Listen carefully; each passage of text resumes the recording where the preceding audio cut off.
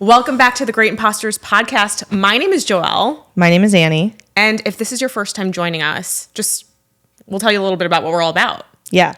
We talk about all things imposter syndrome. I'd like to believe we were the first to market. I'm seeing imposter syndrome everywhere now. Everywhere. I can't tell if it's like when you get a red car and then all you see are red cars on the street. I agree. No, I think everyone's talking about it now, but we started it. And yeah. You heard it here first. Count that.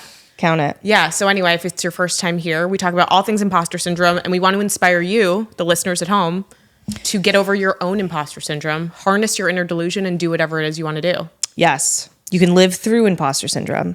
This is the year of Delulu instead of imposter. Let's fucking go. Yes. Today we have a really, really exciting guest. Okay, wait. First, before I introduce her, I need to just get this out in the open because it's going to impact the entire episode. I got Botox again. I've been getting Botox for like a year, you know. Oh, I know we're not. Are we like supposed to talk about it as women? I don't know. But yes. So she was like, "Oh, I'm gonna put a little in your chin to like help something," and so she did, and it froze this side of my face. So like I can't smile all the way now. So I'm talking like crooked, and this lip gets like stuck on like my snaggle tooth here. So if I'm talking or looking weird, that's why. Yeah, and then I went back yesterday, and she was like, "It's just the anatomy of your face. There's nothing I can do about it." It's a you thing. Because it's like a apparently I have like a crooked muscle. It's a me problem. So your I was like, muscle is crooked. yeah, not like Botox. a crooked chin strap muscle. Yeah. Damn. So that's where I'm at physically. Right. Emotionally, I'm extremely excited because we have a very see, it's really hard when I start smiling. Yeah. We have a really special guest today who is a near and dear friend of mine, and I call her Nashville famous. Eventually she'll be like, nationally famous, but we have Maryam Abolfazli today. She is the founder of Rise and Shine Tennessee, which I've shared on the pod before as an organization that I personally am involved in and is also near and dear to my heart. But beyond being a fierce advocate in Nashville, she is a mom to a boy that I freaking love. So does my daughter. They were in school together in pre-K. That's how we all met.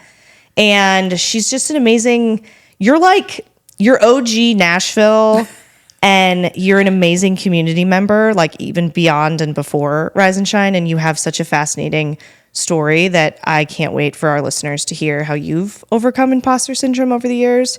Because if you can think of something that would make, like the most obvious thing that would make anyone feel like an imposter would be being the face of advocacy in your city or being, standing up to politicians and doing all these things that you have done is to most people very scary.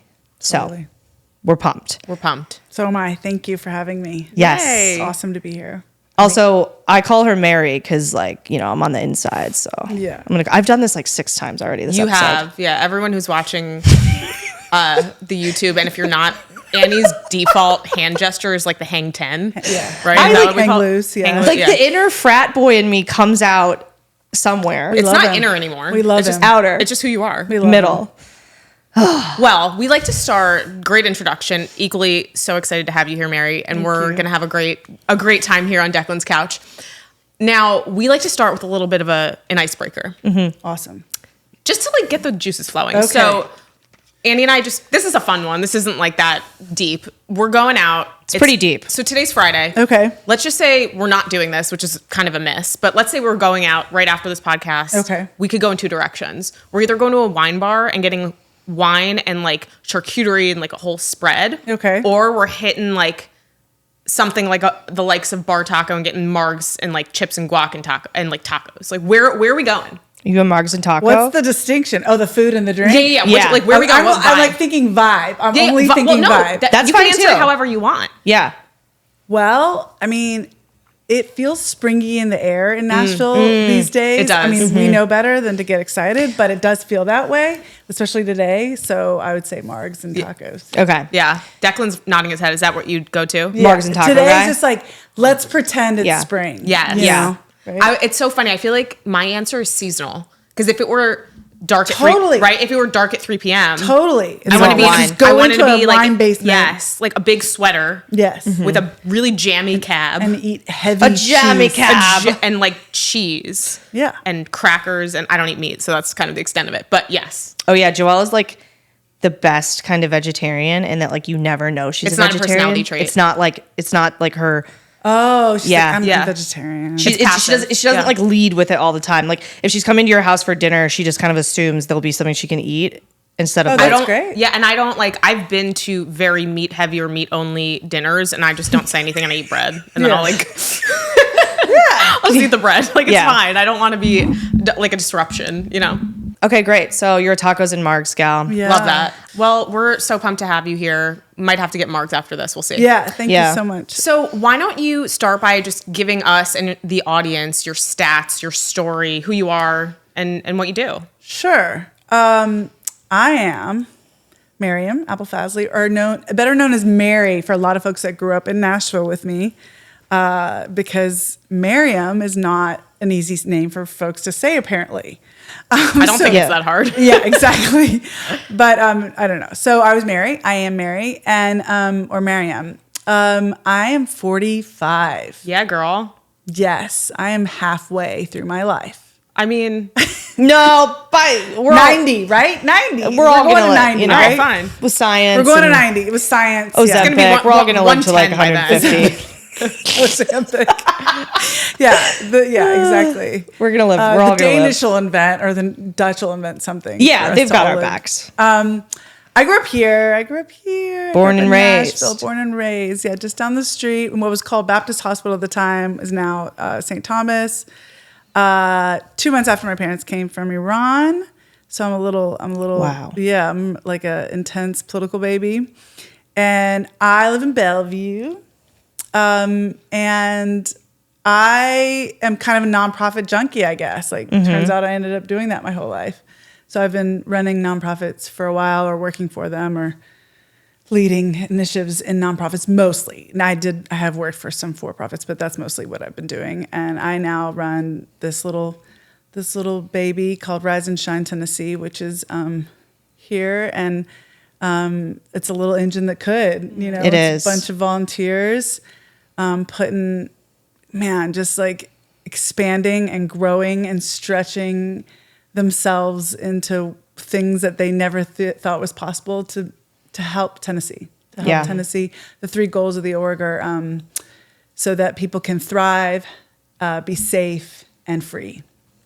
And so you've got a lot of folks that are coming into the fold, and I can talk more about that at some point. Yeah, but anyways, we'll get into it. Okay, great. So yeah, that's me. One of are the great I think stats. most fascinating thing about your career trajectory and stuff, will you just casually maybe like drop some of the war zones that your job has brought you to and that you've experienced? Yeah, I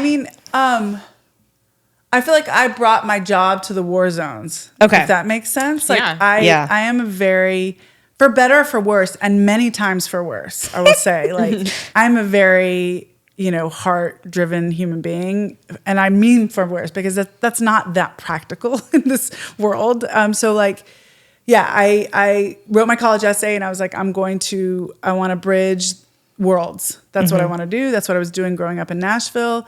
Inside the home was Iran. Outside the home was Nashville 1980s. So I grew up as this bridger, translator, interpreter of worlds, and that's what I wanted to do. So I wanted to go do international relations, and then I added economic policy to that. And so anyways, I went to Afghanistan for the first wild place in my career. I went there with the UN when I was 24. Wow. Yeah. And then I also, there's a whole story there, but then some of the other zones, I ended up going to a lot of the revolution places. I don't know if people remember this. Depends on how old you were at the time, but there were a bunch of revolutions in the Middle East in 2011. Mm-hmm. There was one in Tunisia. A man turned himself on fire because he was so frustrated economically, and it started a revolution. And then Egypt did the same thing. That was a very big one. They called it the Tahrir Square. I don't know if y'all remember all that. There was a lot of technologists here in Google that were helping those revolutionaries. So that was going on. It was kind of taking off in the Middle East. And I was there, not at the revolutions, like months later, while they were still going on. So I did get to go and hang out with new orgs and new civil society groups that wanted to make change And that was really, really cool. Wow. And then I spent a lot of time in Eurasia, what we call Eurasia, Tajikistan, Kyrgyzstan. These are like Siberia. And then Georgia, Armenia. These are not war zones, so don't be mad at me, Georgia, for saying Just that. other. Yeah, just other cool, wild places. Wow. Yeah. So yeah, did a lot of countries before I settled back down here in Nashville. Wow. Yeah. I remember when I reached out to you and was like, hey, I really would love for you to do the podcast because this is such an important take on imposter syndrome. And we were talking, or our version of talking is sending really long voice memos back and forth to one another. And you were like, I'm thinking about this topic a lot. And I'm like, you said something that like, you didn't think you were a good candidate. Not that you didn't think you had imposter syndrome, but you were like, I don't know if I'm a good person for it because I do the things, like I go into the war zones. And then I was like, yeah, but I see your imposter syndrome sometimes in that like you don't, as you were talking about going into these, post-revolution places, like you started a revolution in Nashville. You started one with organizing that rally after the Covenant shooting, which thrust, Tennessee into the national spotlight. Wow. And it got many people involved in this gun policy movement that otherwise had been dormant, had thought like, I don't know how to. But anyway, I see your imposter syndrome in that, like, I don't think you give yourself enough credit just for that revolution, the work you've done. Yeah. That's where your imposter syndrome comes out.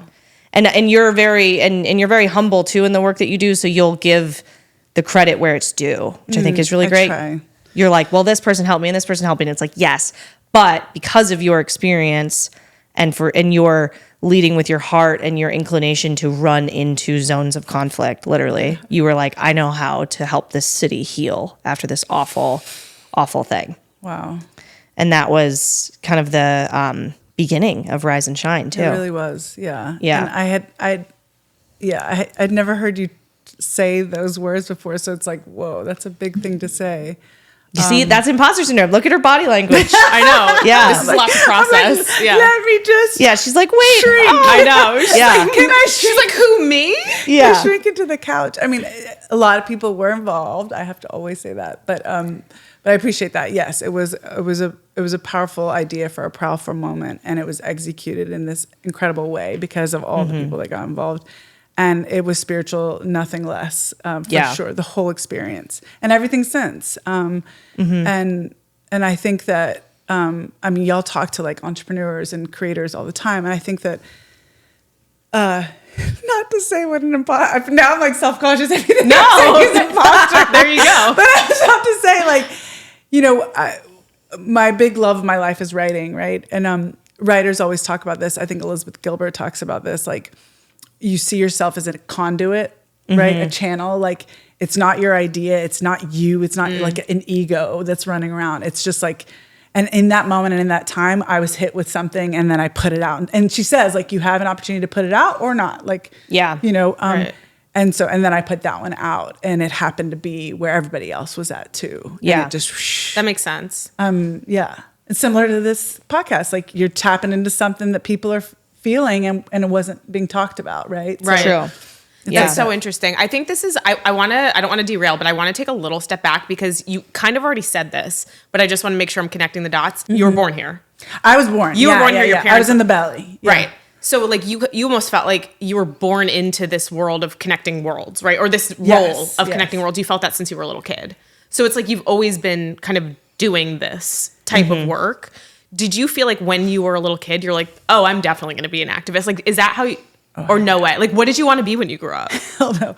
I think that I always say, like, my organizing is very much like how my family is and was. Yeah. I organize like my family taught me. Even the group that Annie and I are friends, we became friends in, that started in a similar way. Where I just threw us all in a chat and was like, now we're all going to hang out. You know what I mean? And talk all You day. take control of the situation.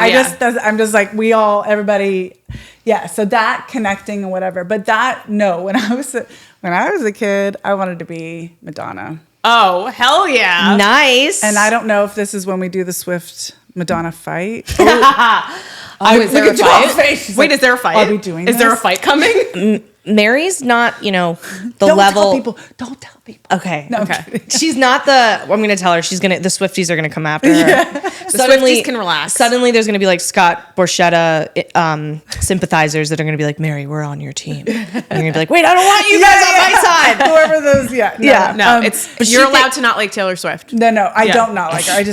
Yeah. I love Madonna. So that's what I wanted to be when I was growing up. I mean, that's like super, like, that's not an insane thing to say as a kid who grew up in the 80s.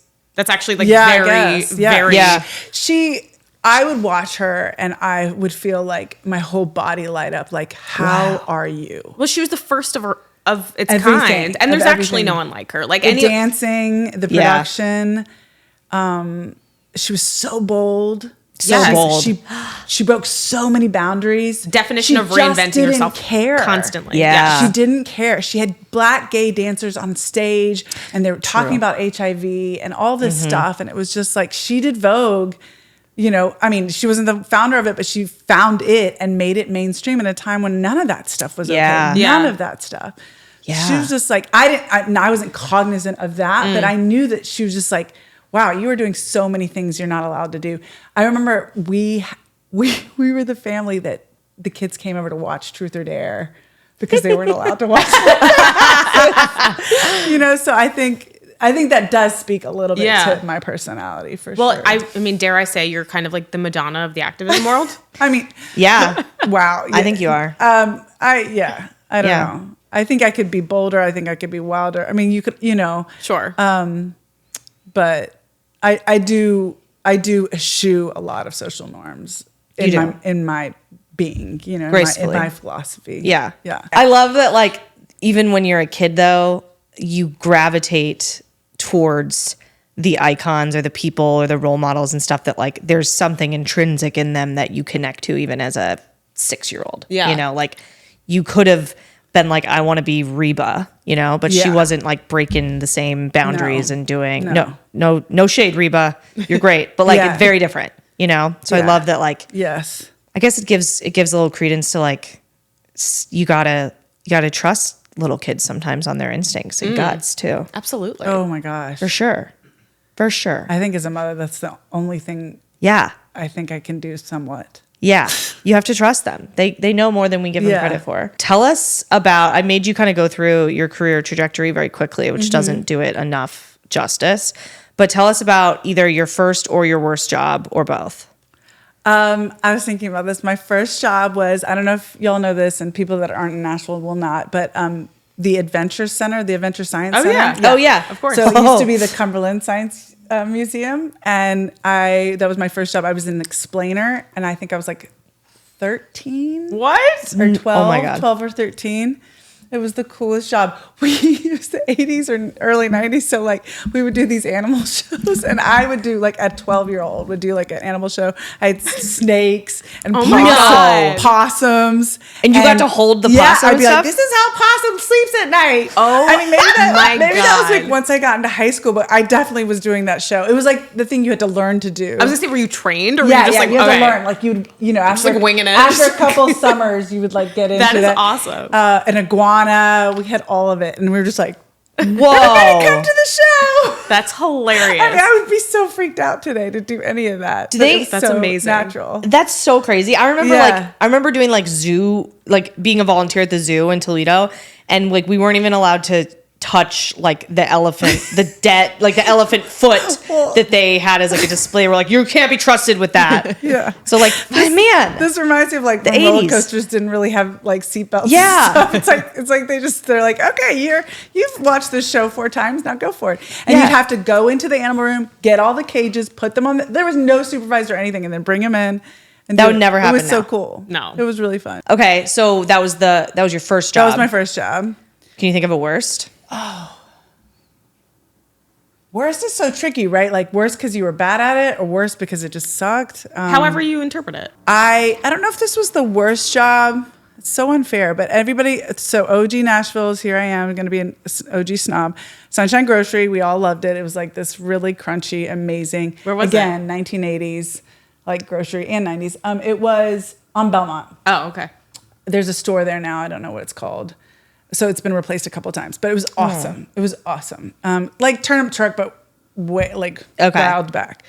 Anyways, I worked there, and it was just long days on your feet. Food service is like 10, 12 hours on your feet, and this is in high school. And I was like, I need to go visit Indiana University. We were like visiting colleges, and I think I didn't tell them. And I had to shift that day. Oh. So the lady, she was like one of those really mean hippies, mean hippies. That was a thing here in Nashville for sure. And she was just lived in you Seattle. are fired. No. And I was like, oh, this is awful. Like fired on the spot? Yeah, fired on the phone. Like, where are you? It's Saturday. We have a big day today. And she's right. It was the wrong thing to do. Yeah. And she's totally right. Like, That's so funny. Totally bailed on them. Wait, what year did you leave? You 97. left. Okay. And that was to go to... I went to Atlanta. I went to a school I did not even visited. Right. Tiny school. Hated it. So basically just like gamed my way out. So did like an internship in DC, internship in Spain, a year in London. Wow. Yeah. So you left in 97. When did you ultimately come back? 2018. Oh, I didn't realize that. Yeah. I mean, family was here, so I was coming back all the time. Okay, I didn't realize that you left for that amount of time. Yeah, I left for about 20 years, and then came back to have my son. Oh my gosh. Okay, I didn't realize that. Knowing, this is a real quick jolt to a different topic. Knowing that you lived in DC, you're from Nashville, you're back in Nashville. Do you feel like it's easier to make friends in Nashville or DC? Going back to our friendship episode. Yes. Do you feel like it's easier in Nashville or DC to make friends? Ooh, this is the conversation. What do we mean by friends, right? So I'm extroverted. I can make friends all over the place. I love connecting. But the reason I left DC, and I do not hate you, DC, and but the reason I left is that once I started to derail my career a little bit, which we all kind of blow up our careers at some point. Once I started to do that, I was like, what is here? It's an intense place.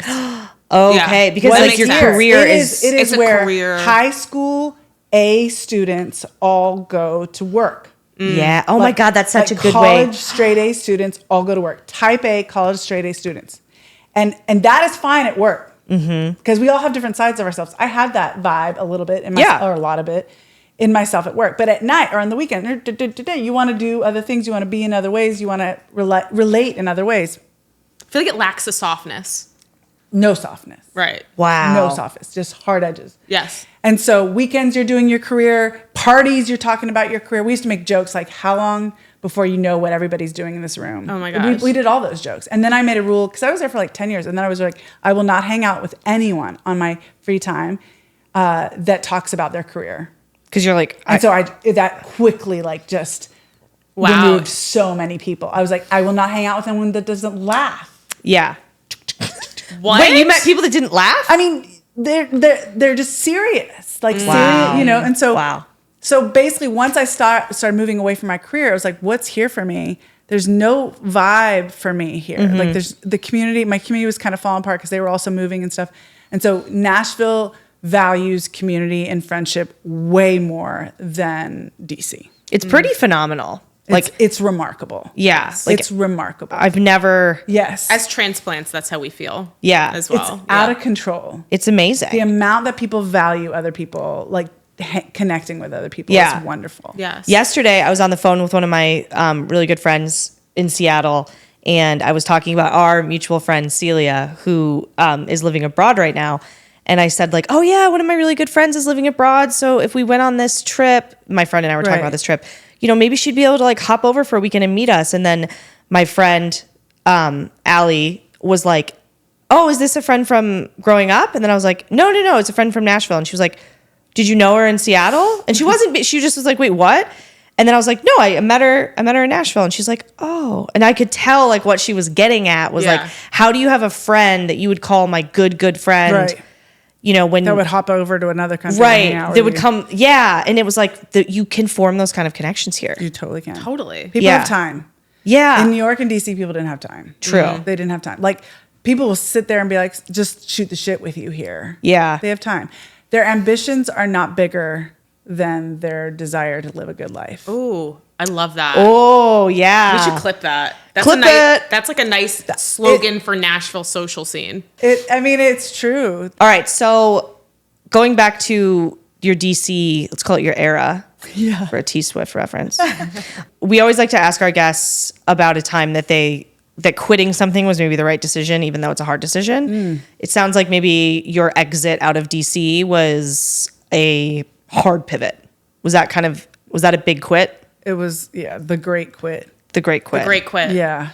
Super hard. Especially for what you do. I imagine everybody was like, why are you going to leave DC? You can't be an activist and you can't be in the nonprofit scene. And I mean, at that point, I was much more like corporate, right? Like much more institutionalized active. I mean, it was just like, I went to school, I got international relations, economic, I went to Columbia, and then got the job at World Bank, and then went to the Eurasia Foundation. So it's like it's kind of a, very institutionalized. I love how you just walked through that. Like that was a very impressive little, like. But it's not like I went out and started a rally. Right, right. It was like, I'm following all the rules and getting all the jobs. You did the robotic version. Yes. And it was not easy, and it was really hard, and it's very competitive in those places. Lord have mercy. Oh, God. To get any of those jobs. So super lucky. Super, super lucky. Also, I just want to say, I don't know how young people are that listen to this, but I always tell people, like, I maybe sound like it, like I'm a resume girl, like it looks really good on paper. I remember my best friend's mom, who was like our guidance counselor on all things, was like, you're going to be the person that they need to meet. And I want everybody to know that, like, in terms of imposter stuff, like, I think I could be an imposter in terms of like, I don't shine in an Ivy League kind of way. So on paper, it's like maybe it looks like you jumped B now. student. Right. Well, now, I mean, now it looks Okay. like it looked like a tornado. My resume. I mean,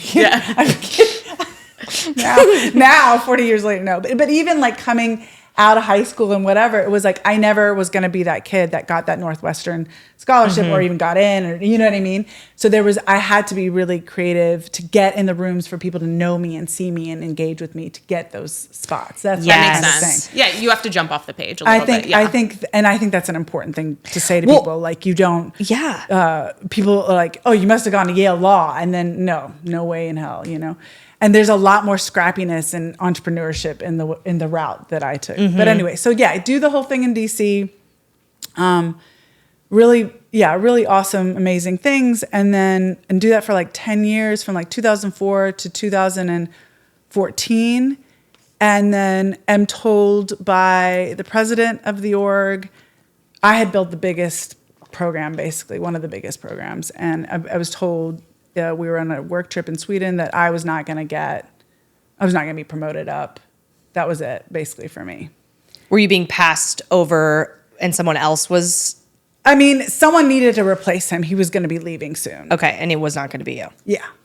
Wow. And with all that I think I had brought in 30 million or so. Wow. No, maybe less. Maybe 15, 20 million. Huge program, whatever, whole tech thing, whatever. And so that was like gutting. So I just was like, okay, so I took a sabbatical. I went to start pursuing like writing and the other sides of you, and then slowly started to like unravel like a divorce, because I'd been there for 10 years and I created the program. So it was my baby. Oh. Yeah. And I started unraveling my life from this thing that was the center of my existence. And when I went to Iceland to a writer retreat, and sorry if this is too much detail, but there was a woman there, she was 50. And we just like connected immediately. Intergenerational friendships, y'all. Love them. Love them. We need them. We're in We one. need them. Yeah, I love that. She always reminds me that we're in intergenerational. I don't know if 10 years is intergenerational. I was like, it is okay. to me. Yeah. I'm the T-Swift generation. Oh my God, you're so young. So she became my mentor, and she was actually battling breast cancer at the time. We all traveled. She had a partner there that she'd met at 50 and fell in love with. Like, it's the best story ever. Aww. And we all traveled to Iceland together and just became closer and closer. And she at one point said to me, she was like a constitutional lawyer that also quit at some point. And she was like, quitting can be one of the bravest things you ever do. Mm-hmm. So I'm pro quitting right now. And I was like, so I needed that. I needed a lot of things to make me to do that. And I did it. And it was really hard. Yeah. Really, really hard. It was like, I think it took years to get over leaving the thing that I created, leaving the status and identity that I had wrapped around being blah, blah, blah director. Yep. The lifestyle, you know, all of it. But it's like for me, I don't think I knew myself until I had done that. Because when you take all those layers off and you got to just face like you are nobody doing no thing and nobody thinks you're fancy pants. Yeah. So who are you? Yes. You know what I mean? Yeah. So who are you really? What do you care about really? How do you get self-worth? You know, I mean, that's Self-worth is the one. yeah. And that's the journey. Like that's what I shared in our last episode about the grind culture and stuff. Like I already knew a lot of these stories, but I'm connecting to them so much more as we're talking right now because I'm like, I guess I'm in my big quit. So I need to go to Iceland. That's such a what a lesson to take out of that. It was like such a beautiful moment. She's like, I am going to Iceland. Like, No, sorry. Annie and her notebook are just gonna show up to Iceland. She's No retreat. She's just I may or may not need to dig deep and find out who I am, but I do need to go. But I do need to go to Iceland. Yes. I was actually going to say something really deep, and now say it. It's not my own quote, but there's this song, but I've been trying to think of who sings it. DJ Dex can get on this, but it starts out with this old audio clipping where the guy goes, "When there's nothing left to burn, you have to set yourself on fire." And that's what this makes me think of. Like you had to set yourself on fire to become like the new Mary, you know? And it wasn't fast. Like I thought it'd be like, okay, so turn on fire now. Let's turn around. We're ready. And it was like, oh, this is years of uncertainty and discomfort and not feeling important. Yeah. I think that's going to be so relatable for so many people though, because think about every story you've ever heard. Like you were saying, you have this like very decorated, like highly achieved persona. And then that goes away, whether you inflicted it or not. And then it's like, what am I? Right. And like and then you're like, okay, I have no ego anymore. If anything, I'm like, there's like some like embarrassment to it. Like I'm not saying that is how it should be, but you feel that because you just don't have this kind of pump up that you used to have. And then you're like, who am I? But then you get to know yourself and you get to like actually, you know, proceed life in a more authentic way. And I think that's what a lot of the imposter stuff. Yeah. And I don't want to like, not to make this about myself, but when I got late, I keep laughing about the Iceland comment. I'm sorry. Yeah, that was really cute. Sorry. It was sweet. When I got laid off from I've talked about this a few times, but I got laid off from a company, like this tech company. Yeah. And I want to actually do a deeper dive into this story another time. But I've always been like a high earning tech salesperson. Always have. I actually still am. That's what I do in my day job. But there was a 6-month period where I didn't do anything. And I really, really wanted to pivot. And I wanted to do something else. I wanted to like go all in on my makeup stuff or whatever. And I took some time off of working, and my husband, this was fall of 21, I think, 21 or 20, no, fall of 22. And I wasn't going to get a job before the end of the year. It was like that October period where it's like, no one's hiring until after Christmas, you know? It's the worst. So we're going into the holidays, and my husband's like, why don't we live across the street we live near the mall. And he goes, why don't you go work at Sephora? And I say to myself, I'm like, you know, I have a moment. I'm like a high earning, like salesperson in tech. I can't go work retail. Like kind of like that's humiliating. Like, and I'm saying this and then I'm like, what the fuck? Who cares? Yeah, and then where'd that come from? And then I did it for 6 weeks. And I was like, I'm going to be working at the mall at my house. My kids go to private school. I'm probably going to see I'm probably going to see the parents there. You know what I mean? Like that I'm thinking, and this is like my inner, you know, monologue coming out. And I did it. And it was like I only ended up doing it for 6 weeks through the holidays, but it was like the most fun I've ever had. So like humbling. And also like, I'm like, this isn't scary. This is just fun. It's not that fucking serious. And you can't It's not that deep. You can't do those things unless you get rid of ego. And you can't get rid of ego unless you go through this metaphorical burn. Correct. You know, that we're all talking about. Exactly. Yeah. So if you're that. Yeah, like I want everyone to take from what we're all saying right now. If you are feeling like any sort of this, just like let yourself be yourself for a minute and like, you know, just go to Iceland. Just go to Iceland. Or Sephora. Or go to Or Iceland or Sephora. Sephora. But I love that, Joel. I think Thank that's you. really cool. I think that there's so much to that, but letting yourself judge yourself on other things than your earnings and your fancy Yes. job is Yeah. a big deal in our society. A really big deal. Big deal. Because, and then you know what I think it does? I think it makes a person really good at attracting good people Yes. and finding good people. Yeah. 100%. Because you have now stripped yourself of that weird, superficial, meaningless, caliber or calibration of people, and now you look for who is like, humble and down to earth and And you can spot it ready right to away. hang. Yeah. Yeah. Love that. So let's take another slight pivot, because a big piece of the imposter component that I wanted to hear you speak about is that, like I said in the beginning, I cannot think of a more impostery feeling for most people than Yeah. being passionate about a cause and having to go, stand up to or be present in front of people that we are afraid of, just kind of by nature, or maybe not, or Yes. intimidated by. Yes. Politicians, we believe they are ironclad. We believe Yes. they are Superior in some way. superior. They sometimes believe that too. No. They do. They do. So, if I can, not to make this about myself either, but when you met me, I remember you and some of our friends would be going down to do different, you'd be going down to certain rallies or you'd be doing things, and I would be like, why don't I do anything like that? I care about that cause. But it felt so distant. I felt so detached from things. And like many of us, having children, having more of a stake in the game awakened me politically and from an activism standpoint. I started to realize if I don't fix this, who will? But it was so scary. And here's the thing, let me get a little emotional, feely with you here.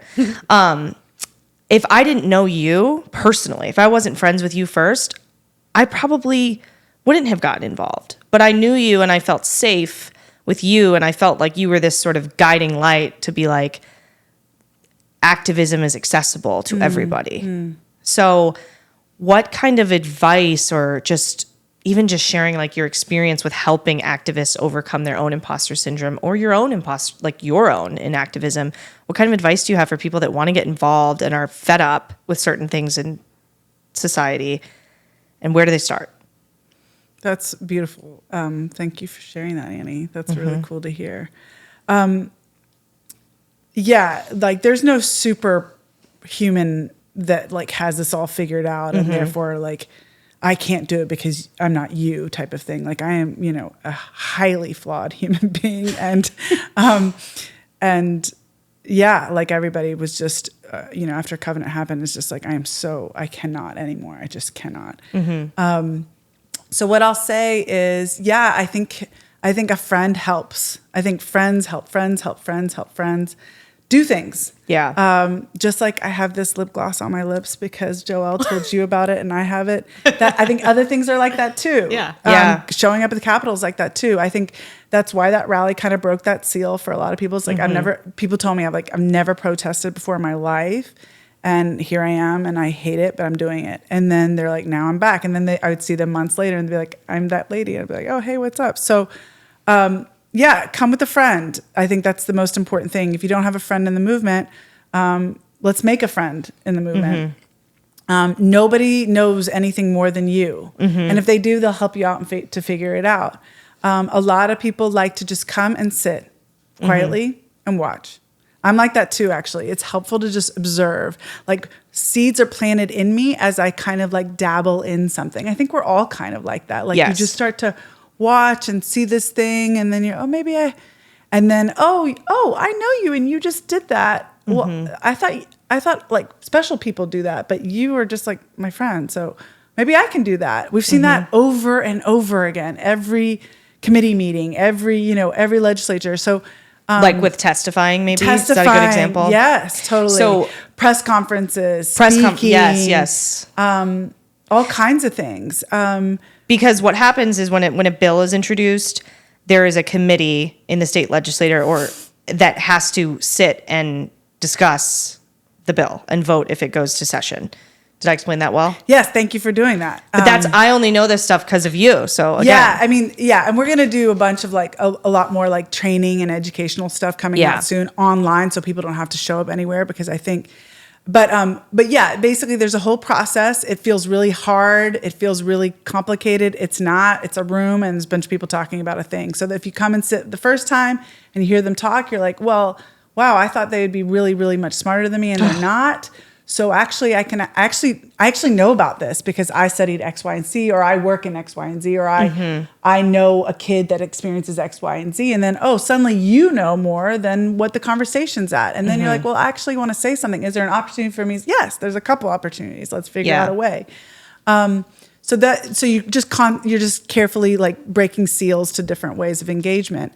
So yeah, I would say get involved and just go slowly. There's no pressure to be anything wild or crazy or whatever. It's just whatever you feel. That we have some introverts that don't want to be there, but that help with graphic design or that do research or do a lot of help us figure out information and facts and stuff like that. There are ways that everyone can plug be in. Involved. Yeah. Yes. I think what I took from that, if I could summarize in one sentence, the question for anyone listening who's like, where do I start, period? That's the question. The answer is you can just go and listen. Yeah. Period. That's allowed. You can just go and observe and listen. You don't have to bring your pitchfork. No. Like you can actually just go and listen and observe, and then use that as your opportunity to see what you want to do next. Yeah, exactly. And I think, and that's the thing, I think most people don't know that you can just sit there and listen. No, it's just a room with chairs, and you can just sit in a chair, and you don't have to make a stance. You don't have to do anything. And that's how I learned. Yeah. I was just started going and listening and paying attention. And then if you have an idea, go for it. If you don't, and you just want to sit there, you can. What's always been important to me is to just be engaged. For a while, those halls were empty and those chairs were empty, and they're making really big policies that impact us like hugely. Huge. Whether it's financially or security wise or whatever.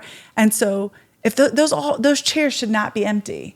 So even if you're just listening, you're being an engaged Tennessean, and that is awesome. And that is beautiful. And if you did it once this whole session, excellent. Next year, you might do it twice. 4 years from now, you might do it. You might testify. You might do a press conference.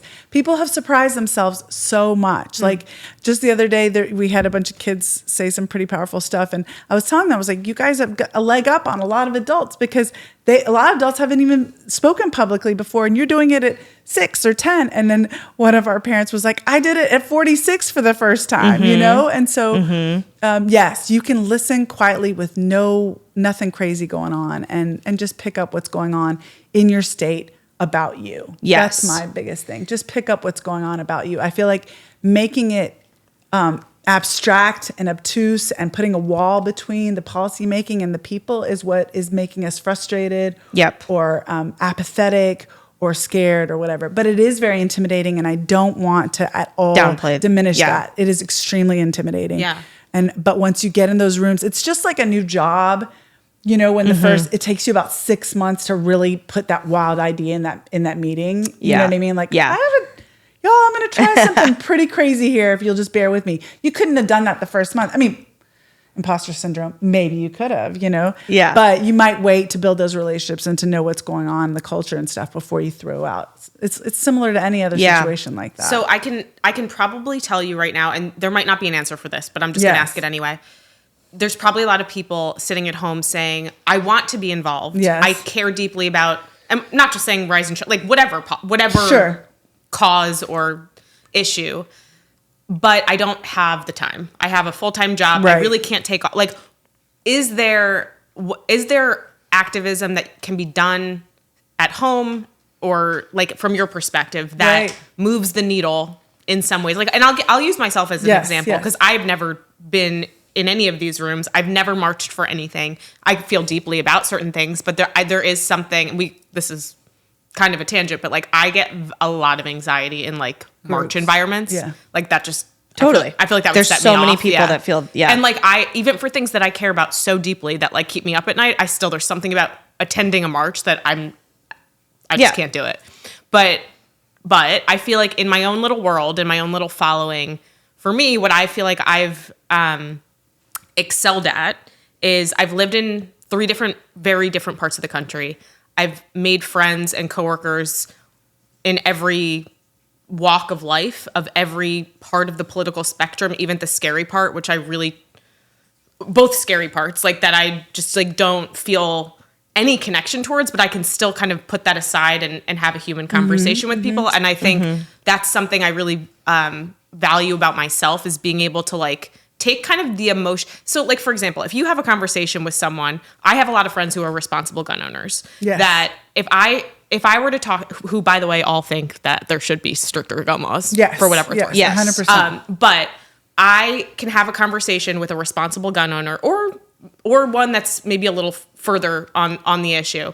And instead of saying like, fuck you and your Second Amendment rights and like all your guns should be burned to the ground. Like that's not how you talk to someone. Right. Like I feel like I'm pretty good at like having a pretty like relaxed conversation, even when I'm heated on the issue inside. Right. Yes. And just like being able to like truly let me hear your perspective and like let's really talk. Right. Yeah. So that's how I try in my own life. It's so micro. But like to have the conversation with people who I don't necessarily agree with 100% and get closer to the middle. I love it. That's how it starts though. Yeah. And that's and ends, because any movement we've had in this country is because the conversation was starting to come up at home or at parties or stuff. It like was infiltrating into our regular life as opposed to this thing that was happening in the news. Yes. So I would say that for me is how I feel like I contribute to things that make me feel. I post on my own social media where a lot of other people don't.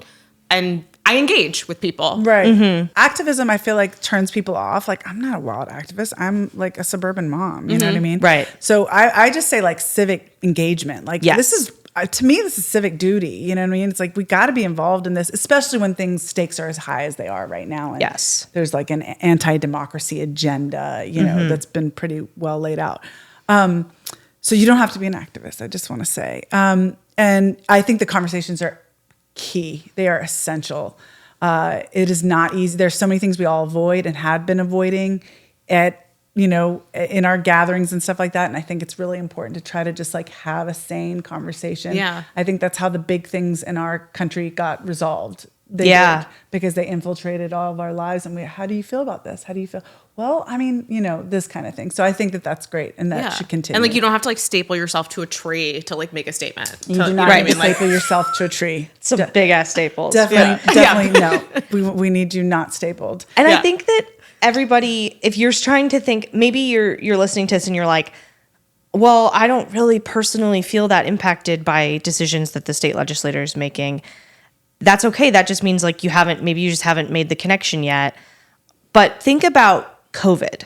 Like COVID was a time when this broke open for us, where we realized like a decision that like a county health commissioner, a person that you may have voted for or was appointed, depending on what like, that person can make a decision that completely changes how you run your life for the time being. Right. So like think about kind of the COVID time where it depended on what city, municipality, state you lived in and how different your experience was with COVID.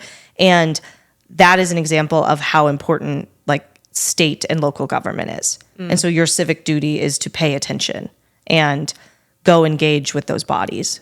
Yeah, I think the other day there was at one of the school boards, there was a girl that was like, came to talk about the bullying that she'd experienced at her school over and over and over again. And it was racial bullying, and the parents came.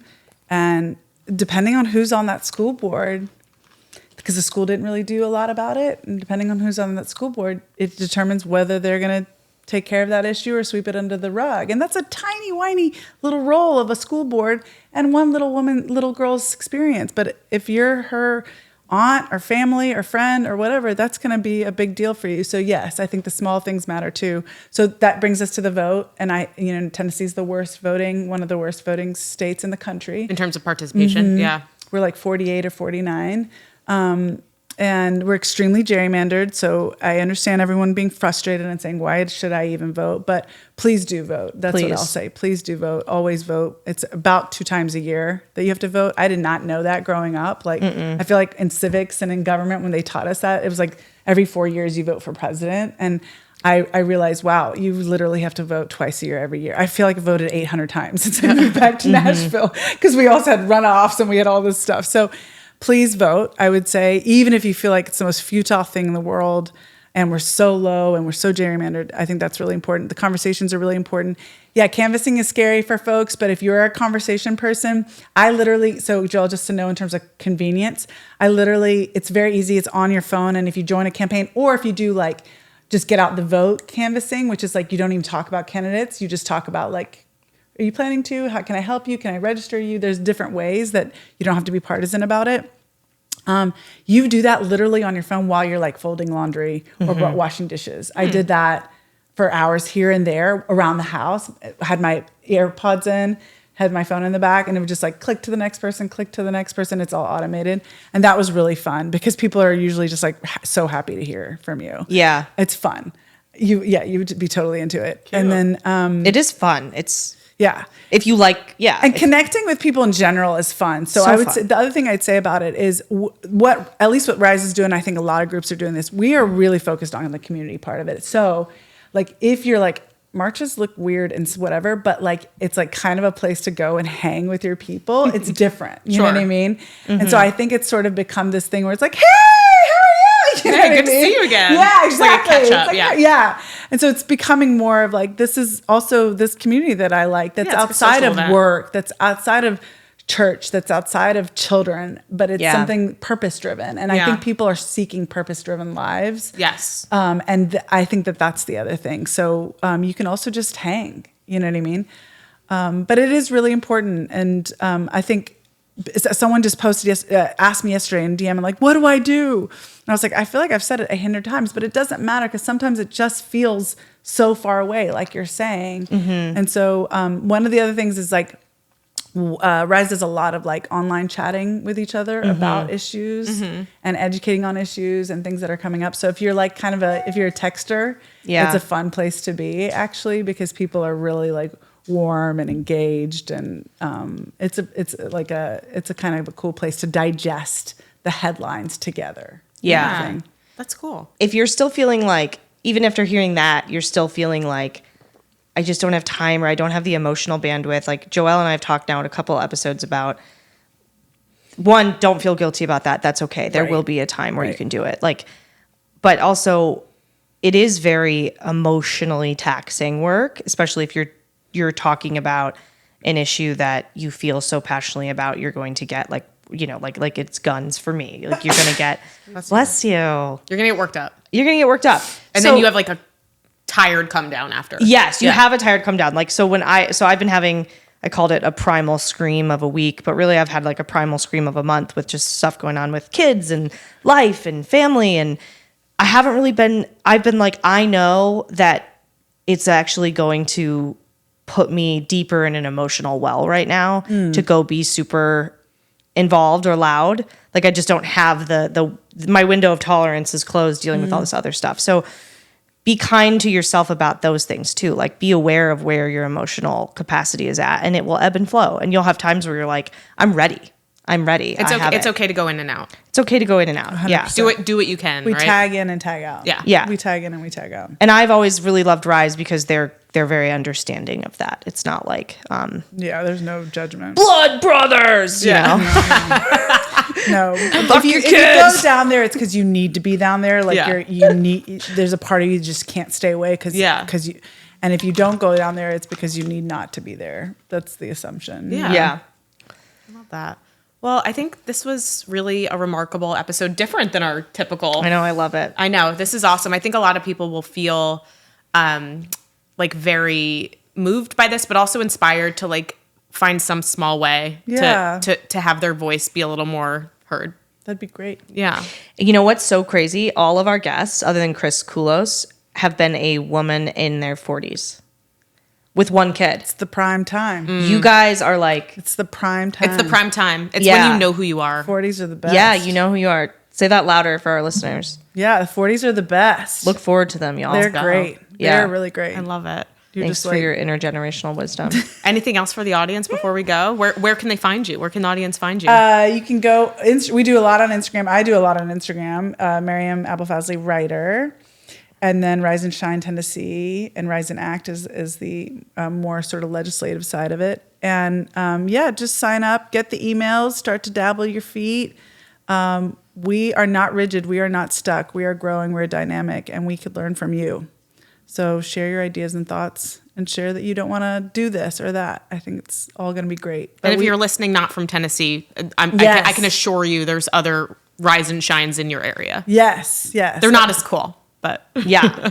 Yeah, it's a great year to get involved. Yes. Find your cause. Amazing. Well, this has been great. Yeah. This has been Annie. This has been Joelle. You're up. This has been Maryam. And we'll see you next time.